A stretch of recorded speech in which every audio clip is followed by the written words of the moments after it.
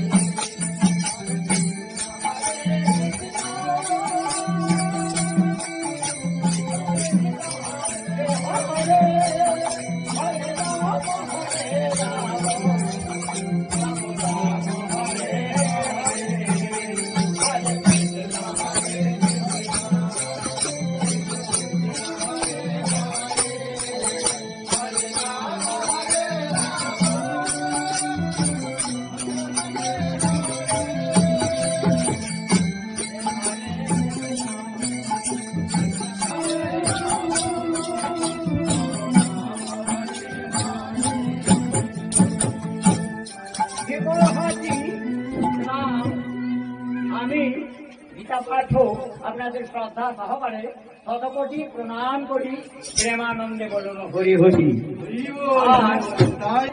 বেঁচে থাকুন, এটা গীতা থেকে আপনাদেরকে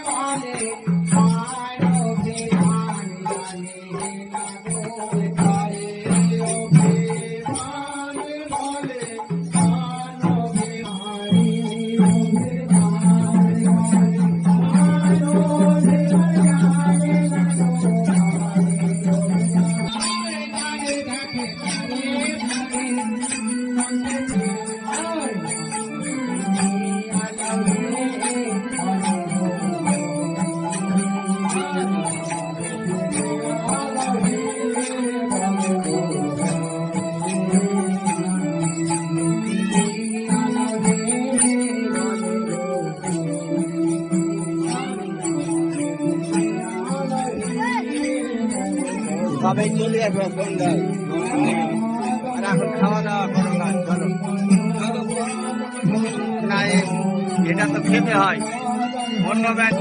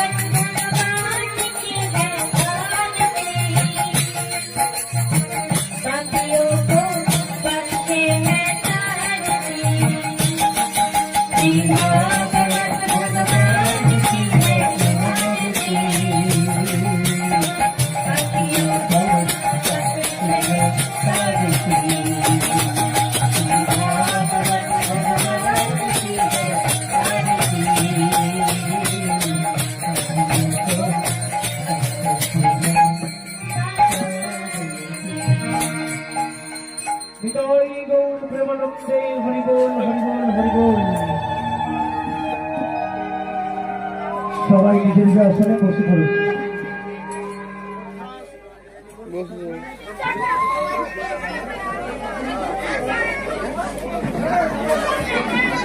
সরে সরে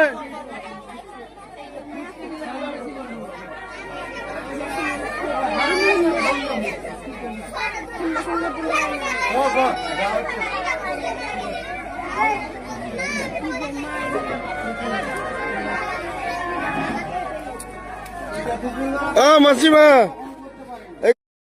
তিনি তো আপনার নয়, অথচ পরিস্থিতি সেই দিকে করাচ্ছে। আপনি পিতাকে বলছেন না কেন?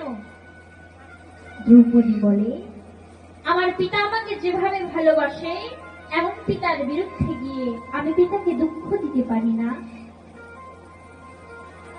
শ্রীকৃষ্ণ বললেন, আপনার ইচ্ছার কথা আপনি বলতে না পারলে অন্য কাউকে দিয়ে বলান।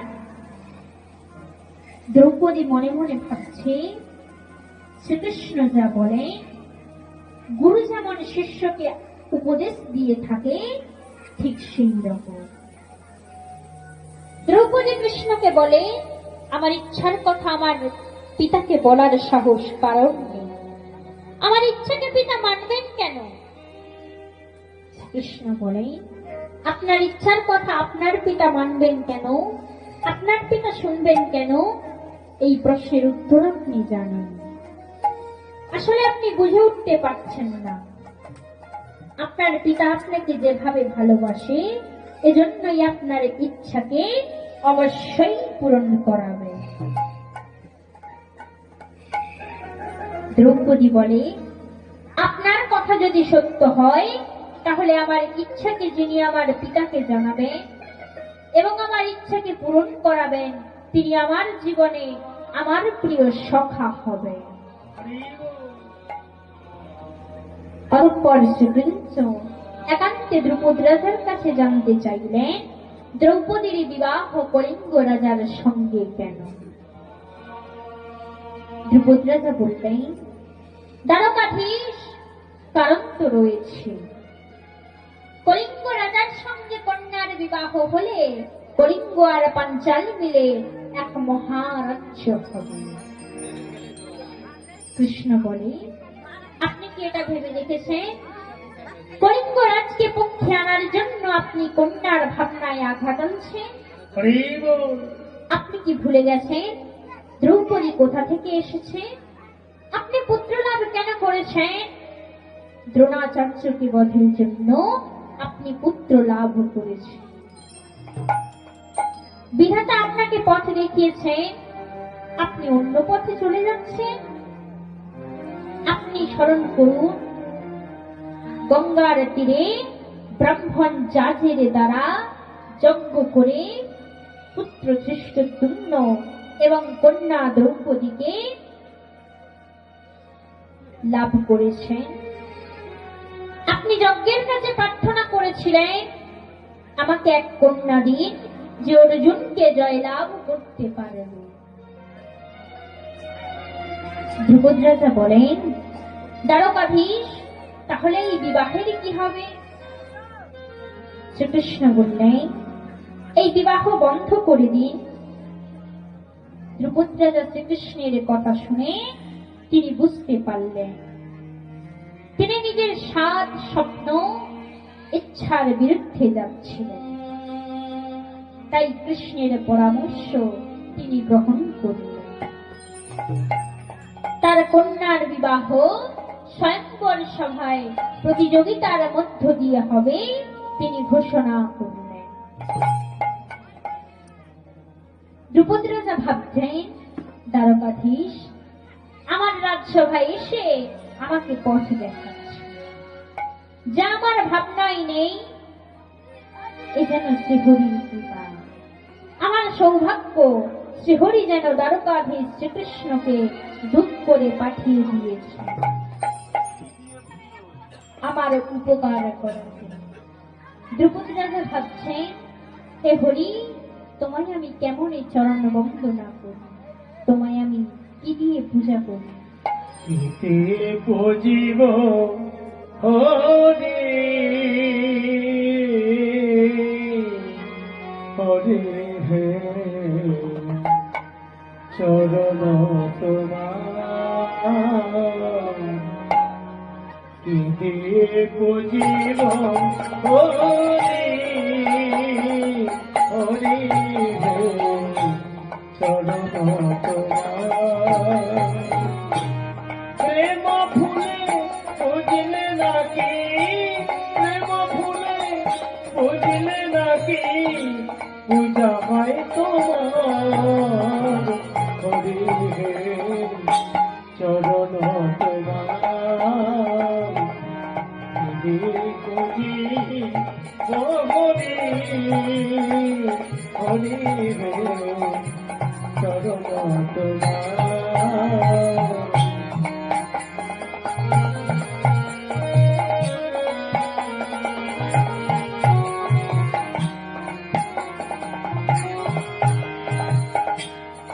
সুগন্ধিত যতই ফুল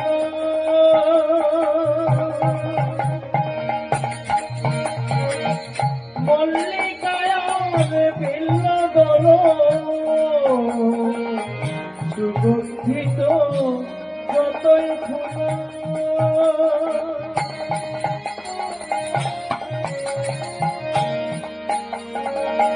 মল্লিকায়ার বিল্ল দল প্রেম ফুলে বুঝলে নাকি প্রেম ফুলে না বুঝলে পূজা হয় না চরণ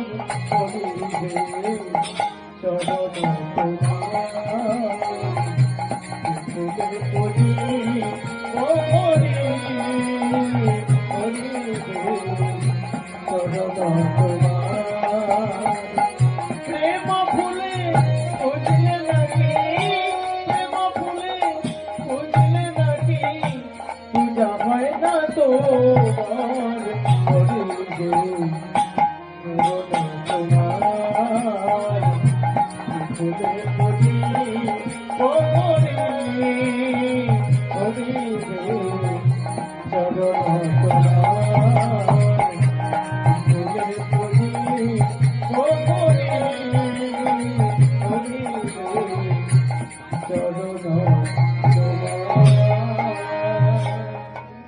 বলুন দুহাত তুলে পরমানন্দে রাধে রাধে। দ্রৌপদীর সংবর সভায় প্রতিযোগিতার অস্ত্র কি হবে তা নির্বাচন করার অধিকার স্বয়ং দ্রৌপদীকেই দেওয়া হয়েছিল। দ্রৌপদীর অধিষ্ঠ দেবতা ছিলেন দেবাদিদেব মহাদেব। দ্রৌপদী মহাদেবের শরণাপন্ন হলেন। অতঃপর দ্রৌপদী পিতার অস্ত্র ভাণ্ডারের দিকে তাকালেন। দ্রৌপদীর মনে চোখে ধনুর্বাণ আকৃষ্ট হয়। দ্রৌপদী ধনুর্বাণ অস্ত্র খেলার কথা নির্বাচন করলেন। অতঃপর রাজপ্রাসাদের যোদ্ধা যুবরাজগণ প্রবেশকালে দ্রৌপদী প্রাসাদের উপর থেকে আড়ালে দেবী দর্শন করেন। দর্শনের পর দ্রৌপদী মনে মনে ভাবছেন, এদের মধ্যে আমার মনের যোগ্য কেউ নেই। এমত অবস্থায় দ্রৌপদীকে দিদি শিখণ্ডী বলে, কেমন দেখলে দ্রৌপদী? দ্রৌপদী কোনো উত্তর দিল না। শিখণ্ডী বলে, স্বয়ংবর সভায় যাওয়ার পূর্বে তোমাকে রামচন্দ্রের মন্দিরে পুজো দিয়ে আসতে হবে। অতঃপর দ্রৌপদী এবং দিদি শিখণ্ডী রাম মন্দিরে পূজা দিতে গেলেন। এমত অবস্থায় পঞ্চপাণ্ডব রাম মন্দিরের অনতি দূর দিয়ে তাদের কুটিরের উদ্দেশ্যে যেতেছে। আজ মন্দিরকে আশ্চর্য দেখাচ্ছে। রাতের আকাশে যেন সূর্য উদীয়মান, তারই সামনে একে মন্দির দণ্ডায়মান। মন্দিরের মধ্যে যেন হাজার তারা জ্বলছে। এই দেখে অর্জুনের মনে বড় বিস্ময় লাগছে। হে ভক্ত মন্ডলী, রাম মন্দির আজ বিস্ময় লাগার কারণ বর্ষণায় রাধারানী এখন কুন্তী মাতার চিঠিতে পুত্রদের ভয় অনুভূতি পাঠ করছে। অন্তর্যামী ভগবান সব বুঝতে পারছেন। কুন্তী মাতার অনুভব সত্য।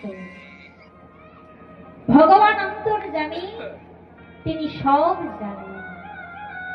সৃষ্টিকর্তা প্রজাপিতা ব্রহ্মদেব ধরণী দেবীর ভার লাঘবের জন্য সমাধিস্থ হয়ে জেনেছেন, বসুদেব গৃহে সাক্ষাৎ ভগবান পুরুষ পর, জনিষ্যতে তৎপ্রিয়ার্থং সম্ভবন্তু স্ত্রিয়ঃ।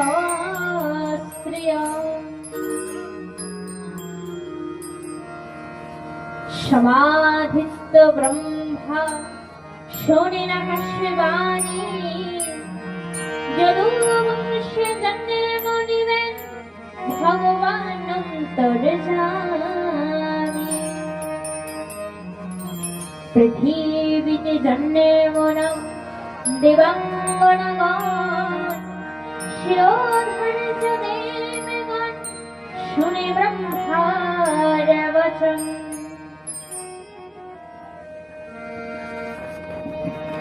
কুন্তী মাতা লিখছেন, পুত্র তুমি তোমার ভাইদের পাশে থেকো, ওদের তুমি ভরসা, তুমি ওদের পথ দেখাও। আমি জানি মহারাজা ধৃতরাষ্ট্রের মনের স্বপ্ন পুত্র দুর্যোধন যুবরাজ হোক। রাজার এই স্বপ্নে বড় শক্তি আছে, মাটুল শকুনের চক্রান্ত আছে। রাজকর্মচারীদের অর্থের লোভ দেখিয়ে যে কোনো মুহূর্তে আমার পুত্রদের ক্ষতি করে দিতে পারি। পুত্র তুমি একমাত্র আস্থা। পত্র লিখতে গিয়ে কুন্তী মাতা শত্রু বিনাশক শ্রীকৃষ্ণের ধ্যানে নিমগ্ন হয়ে গেলেন। কৃষ্ণায় বাসুদেবায় দেবকী নন্দনায় চ নন্দ গোপকুমারায় গোবিন্দায় নমো নমো। দেবায়ং রামরূপধন যোধুবিষহ পাণ্ডবা ভবতো দর্শনং জরেহি ঋষিকানামিদেশিতো।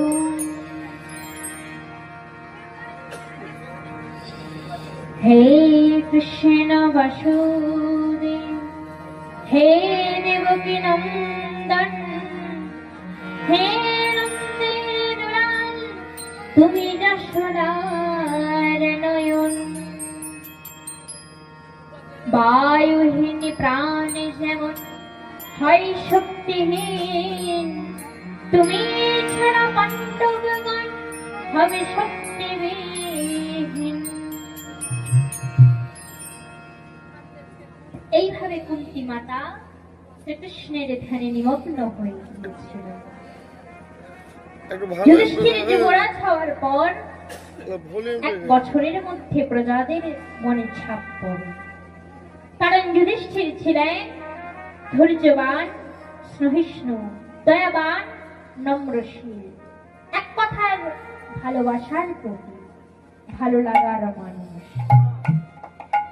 দেশে দেশে পাণ্ডবদের খ্যাতি বৃদ্ধি পেতে লাগলো, পাণ্ডবদের জয়গান ধ্বনিত হতে লাগলো। এই দেখে ধৃতরাষ্ট্র আর দুর্যোধনের ঈর্ষা হয়। অতঃপর ক্রমে ক্রমে ঈর্ষা ক্রোধে পরিণত হল, অবশেষে আগুনের ফুলকিতে পরিণত হল। ধৃতরাষ্ট্র তার মন্ত্রী কণিককে ডেকে পরামর্শ করলেন, পাণ্ডবদের বাগনাবতে পাঠিয়ে দিয়ে হস্তিনাপুরকে করায়ত্ত করে নেবেন। মন্ত্রীগণ এবং রাজকোষকে অধীনস্থ করে নিবেন। যখন পাণ্ডবগণ ফিরে আসবে তখন আর কিছুই করতে পারবে না। পাণ্ডবদের বলা হলো বাগনাবতে শিব মহোৎসব হবে, সেখানে যুবরাজের যাওয়া উচিত। প্রজাদের দান করা রাজ্যের মঙ্গল। পাণ্ডবগণ যেতে রাজি হল। পাণ্ডবদের এই যাত্রার সুযোগে শকুনির পরামর্শে গোপনে দুর্যোধন এবং রাজ্যের এক মন্ত্রী পুরুষন এক চক্রান্ত করেন। পাণ্ডবগণ এবং কুন্তী মাতা যে গৃহে থাকবেন সে গৃহ লাক্ষা গৃহ হোক। বারনাবত নগরের এক ধারে স্বর্ণ, খড়, কাঠ, ঘি, তেল, চর্বি এবং লাক্ষা দিয়ে মাটির রঙের গৃহ বানানো হয়, যাতে একটু আগুনের স্পর্শে মুহূর্তের মধ্যে গৃহের চারিদিকে আগুন ছড়িয়ে যায়। হরি বল। এই চক্রান্তটি অতি গোপনে করা হয়। আমি আর ধরবই না। জানত কেবল পুরুচর, শকুনি এবং দুর্যোধন। এবার এই আরেকটা চলে এসেছে। অতঃপর পাণ্ডবগণ বার্নাবতের উদ্দেশ্যে বেরিয়ে পড়লেন।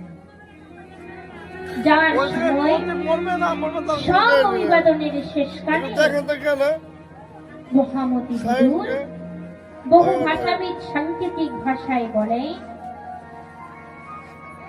শত্রুর অস্ত্র এমন হয় যা লোহার না হলেও দেহ নষ্ট করে দেয়। সুরঙ্গে বাসকারী জীব রক্ষা পায়, অন্ধ দেখতে পায় না, কিন্তু সে চলতে ধৈর্য হারায় না। সদারু গর্তে ঢুকে আগুন থেকে বাঁচে, পঞ্চ ইন্দ্রিয় বসে থাকলে কেউ ক্ষতি করতে পারে না। একথার অর্থ হলো শত্রুর অস্ত্র এমন হয় যা লোহার না হলেও দেহ নষ্ট করে দেয়।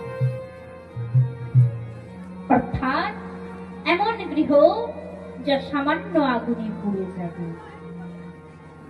সুরঙ্গে বাসকারী জীব রক্ষা পায়, অর্থাৎ গৃহের মধ্যে সুরঙ্গ তৈরি করে রাখে। অন্ধ দেখতে পায় না, কিন্তু সে চলতে ধৈর্য হারায়, অর্থাৎ দিক নির্ণয় রাখবে। সদারু গর্তে ঢুকে আগুন থেকে বাঁচে, অর্থাৎ আগুন থেকে রক্ষা পাবে। পঞ্চ ইন্দ্রিয় বসে থাকলে কেউ ক্ষতি করতে পারে না। একথার অর্থ হলো পাঁচ ভাই একমত চললে কেউ ক্ষতি করতে পারবে না। যুবরাজ যুধিষ্ঠির কাকা বিদুরের সাংকেতিক ভাষা বুঝতে সক্ষম ছিল। বর্ণাবতের লাক্ষাগৃহ থেকে পাণ্ডবগণ যথা সময়ে নিরাপদে সুরঙ্গ খনন করে রেখেছিলেন।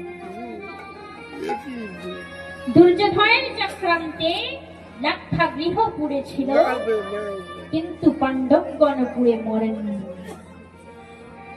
পাণ্ডবগণ সুরঙ্গ দিয়ে গঙ্গার তীরে এলেন। নদী পার হলে দক্ষিণ দিকে চলতে চলতে এক সময় একটি বটবৃক্ষের তলায় এসে সকলে ঘুমিয়ে পড়লেন। ভীম না ঘুমিয়ে পাহারা দিচ্ছিলেন, আর ভীমেদের ঘুমানো দেখে দুঃখে মনে মনে ভাবতেছিলেন, যারা পালঙ্কে ঘুমায় তারাই আজ মাটিতে, আকাশের নিচে মাতা পাঁচ পুত্র থাকিতে। ওরে দুরাত্মা দুর্যোধন, তোর কারণে মোরা নিরাশ্রয়, জ্যেষ্ঠ ভ্রাতা চাইলে আমি তোরে পাঠাব জমালয়। দুর্যোধনের চক্রান্তে বার্নাবতের ঘটনা কুন্তি মাতার মনে দুঃসহ যন্ত্রণা দিচ্ছিল। কুন্তি মাতার মনে আর্তনাদ হচ্ছিল, আমার পুত্রগণ জমের দুয়ার থেকে বেঁচে ফিরেছে। কুন্তি মাতার চোখের জল মাটিতে পড়তেই দ্বারকাধীশের অন্তরে অবতার গ্রহণের কর্তব্য রূপায়নের চিন্তায় নিমগ্ন হয়ে গেল। এইখানে কুন্তি মাতার চোখের জল ভগবান দ্বারকাধীশকে নির্দেশ করছেন, ভক্ত কুন্তি মাতা ভগবান শ্রীকৃষ্ণকে করুণা আত্মিতে আহ্বান করছেন। ভগবানও জানে তিনি যুগে যুগে অবতীর্ণ হন ভক্তের আহ্বানে, ভক্তকে উদ্ধার করতে আর দুষ্টকে দমন করতে। গোলক বিহারী হরে, গোলক বিহারী হরে, তুমি যুগে যুগে অবতার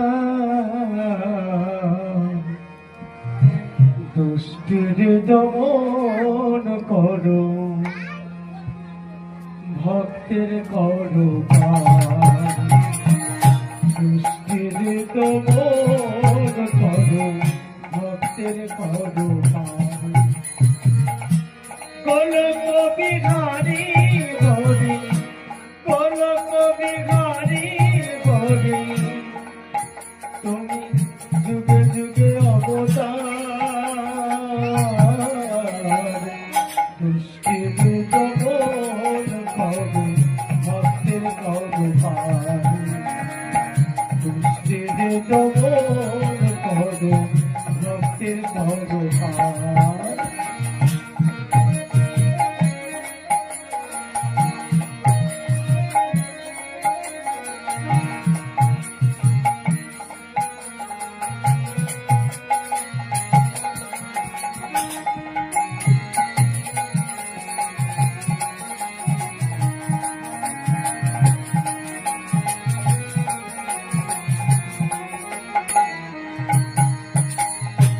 রাবণ বধিতে তুমি হলে নীরব, কংস বধিতে তুমি কৃষ্ণ ভগবান।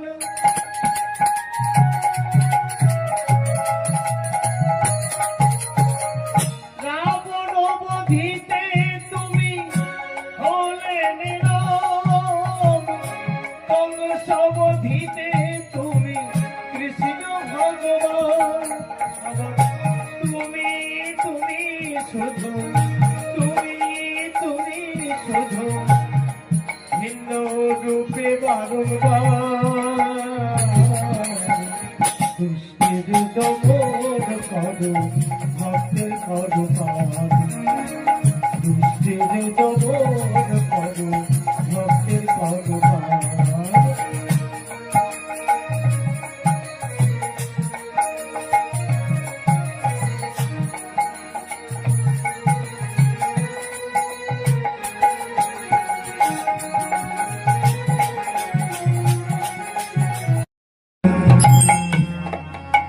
দ্রৌপদী হাত জড়ো করে শ্রীরাম বিগ্রহে প্রার্থনা করলেন, হে প্রভু, আমি যেন স্বয়ংবর সভায় এমনই লাভ করি। দ্রৌপদী জানে এই ব্রাহ্মণ তো স্বয়ংবর সভার প্রতিযোগী নয়, তাই দ্রৌপদী এমনই এই কথাটি বললেন। দ্রৌপদী মনে মনে ভাবছেন, আমি এরকম চাইলে এরকম পাবো কি করে? স্বয়ংবর সভায় যারা এসেছেন তাদের মধ্যে তো এরকম কেউই নেই, আমাকে আমার সখার সঙ্গে দেখা করতে হবে। দ্রৌপদী রাজগৃহে ফিরলেন। দ্রৌপদী গৃহে এসে ভাবছেন, সখা আছেন কোথায়, কখন দেখা হবে? এমত অবস্থায় কৃষ্ণ বলে উঠলেন, কি ভাবছেন দ্রৌপদী? দ্রৌপদী বলেন, আপনি ছিলেন কোথায়?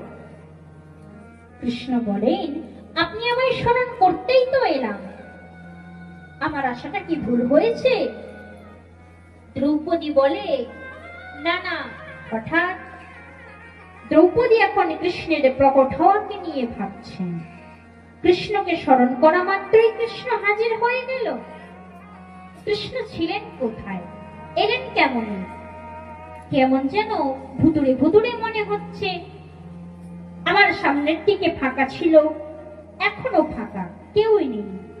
কৃষ্ণ আমার বামে ছিল না, ডাইনে ছিল না, পিছনের তো কথাই নেই। কৃষ্ণ কি উপর থেকে নেমে এলেন? দ্রৌপদীকে মগ্ন দেখে কৃষ্ণ বললেন, আপনার আসল সমস্যাটা কি?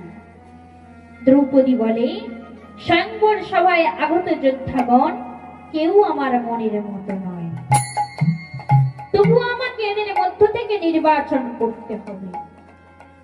তখন শ্রীকৃষ্ণ বললেন, আপনার মন যাকে আমন্ত্রণ জানিয়েছে তার কি হবে? দ্রৌপদী বলে, তিনি তো ব্রাহ্মণ, তিনি তো স্বয়ংবর সভার প্রতিযোগী নয়। তখন কৃষ্ণ হাসতে হাসতে বললেন, আপনার মন যাকে আমন্ত্রণ জানিয়েছে আপনি তাকেই পাবেন। প্রভু রামের উপর আপনি বিশ্বাস রাখুন। আজ শ্রীকৃষ্ণ পাণ্ডবদের দ্রৌপদীর স্বয়ংবর সভায় নিয়ে আসার জন্য এক লীলা ধারণ করছে। পাণ্ডবগণ ভিক্ষা সেরে নিজেদের আশ্রমে ফিরতেছিল। কৃষ্ণ এদের আসার পথে একটি পাথর রাস্তার মাঝখানে রেখেছে। কৃষ্ণ রাস্তার নিচে কলসি ভরা গরুর গাড়ি নিয়ে অপেক্ষা করছিল। পাণ্ডবগণ কথা বলতে বলতে আসতেছিল। পাথরটি ভীমের পায়ে ঠোক্কর লাগে। ভীম রেগে গিয়ে পাথরটি দু হাতে তুলে ছুঁড়ে ফেলে দিল। এই পাথরটি গরুর গাড়ির কলসি বোঝাই করা ওপর এসে পড়ল। সব কলসি ভেঙে যায়। কৃষ্ণ এবার কাঁদতে কাঁদতে পাণ্ডবদের কাছে এলেন। পাণ্ডবদের বলতে লাগলেন, আপনারা আমার সব সর্বনাশ করে দিলেন। পাণ্ডবগণ বলেন, আপনি আমাদের ক্ষমা করে দিন, আমরা একটা ভুল করে ফেলেছি। কৃষ্ণ বলেন, আপনারা তো বলেই খালাস, আপনারা কি ভেবে দেখেছেন আপনারা আমার কি সর্বনাশ করেছেন? আমি ভীষণ গরিব বেচারা, অনেকদিন পর আমার ভাগ্যের দরজাটা খুলল, আপনারা বন্ধ করে দিলেন। রাজবাড়ির মহাযজ্ঞের কলস যোগদানের কাজটা পেয়েছিলাম। এই কাজের রোজগারে ভেবেছিলাম কিছু জমি কিনবো, ঘর বানাবো। আপনারা আমার সব জলাঞ্জলি দিয়ে দিলেন। আপনারা ব্রাহ্মণ, তাই কিছু বলতে পারছি না। আপনারা যদি ক্ষত্রিয় হতেন তাহলে আমি নিশ্চয়ই জোর আপত্তি করতাম, ব্যাপারটা বোঝাতাম যে কোন ক্ষত্রিয়েরই ঋণ রাখতে নেই। কিন্তু আপনারা তো আর ক্ষত্রিয় নন। তখন যুধিষ্ঠির বলেন, না না, কোন বর্ণেরই ঋণ রাখতে নেই। কৃষ্ণ বললেন, বলছেন যখন বুঝলাম, কোন বর্ণেরই ঋণ রাখতে নেই, কিন্তু আপনারা তো ব্রাহ্মণ, কলসের এত মূল্য আপনারা দিবেন কি করে? তবে কিন্তু একটা পথ আছে, যদি আপনারা আমার কথা শুনে আমি যে রাজার কলস নিয়ে যাচ্ছিলাম সেই রাজার যজ্ঞের জন্য ব্রাহ্মণ রাজার উদার মন কাজের জন্য দক্ষিণা প্রণামীতে কার্পণ্য করেন না, যাবেন? আমার ঋণ শোধের ইচ্ছা আছে তো বলুন। তখন যুধিষ্ঠির বলেন, হে ব্যবসায়ী মশাই, ঋণ শোধের পথ যখন আছে তাহলে আমি মানা করব কেন? এই বলে কৃষ্ণ পাণ্ডবদের দ্রৌপদী রাজার কন্যা দ্রৌপদীর স্বয়ংবর সভায় নিয়ে আসছে। এদিকে আমন্ত্রিত রাজা যোদ্ধাগণ স্বয়ংবর সভায় একে একে আসন গ্রহণ করছে। এই সময় পাণ্ডবদের দ্রুপদ রাজার ঐশ্বর্য দেখতে দেখতে প্রাসাদে প্রবেশ করলেন। অর্জুন মনে মনে ভাবছে, আমরা ছিলাম কোথায়, এখন যাচ্ছি কোথায়? সবসময় যেন আমার মনে হচ্ছে মাধব আমাকে ডাকছে, আমি যেন তার ডাকে সাড়া দিচ্ছি, আমি যেন তার পোষা পাখি হয়ে গেছি, পিছনে পিছনে চলছি, আমি যেন মাধবের পোষা পাখির মতো হয়ে যাচ্ছি। সে যেদিকে ডাকছে আমি সেদিকেই চলছি। আমি তোমার পোষা পাখি, ও গো দয়াময়,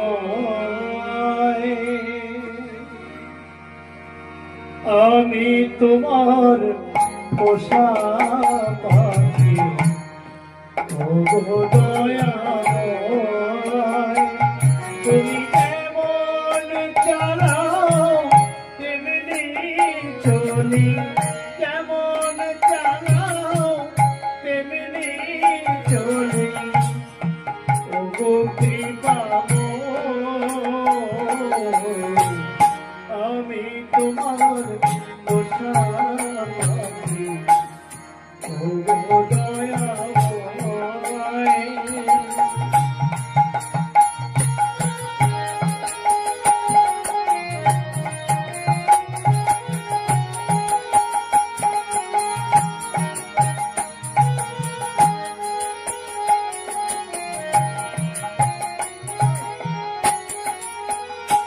তুমি যেমন বলাও তেমনি বলি, যেমন বলাও তেমনি বলি। ও গো দয়াময়, আমি তোমার পোষা পাখি। ও গো কৃপাময়, তুমি যেমন বলাও তেমনি বলি, যেমন বলাও তেমনি বলি। ও গো কৃপাময়, আমি তোমার পোষা পাখি। ও গো দয়াময়, আমি তোমার পোষা পাখি। ও গো কৃপাময়। বলুন দুহাত তুলে পরমানন্দে। রাধে রাধে। দেখতে দেখতে স্বয়ংবর সভা শ্রীকৃষ্ণ শঙ্খ বাজিয়ে আরম্ভ করলেন। আজকের প্রতিযোগিতায় প্রতিযোগীদের লক্ষ্য হলো ঘূর্ণায়মান যন্ত্রের ছিদ্রপথে লক্ষ্য ভেদ করবেন। ওপরের রাখা মাসটি ঘূর্ণায়মান যন্ত্রের ছিদ্র পথ দিয়ে দেখা যাবে, তবে প্রতিযোগী ওই লক্ষ্যের দিকে দেখতে পারবেন না। তিনি ওপরের দৃশ্যটি নিচে জলের পাত্রে দেখতে পারবেন। যিনি লক্ষ্যভেদ করতে পারবেন তিনি দ্রৌপদীকে লাভ করতে পারবেন। এই স্বয়ংবর সভা ব্রহ্মাণ্ডের সর্বশ্রেষ্ঠ স্বয়ংবর সভা।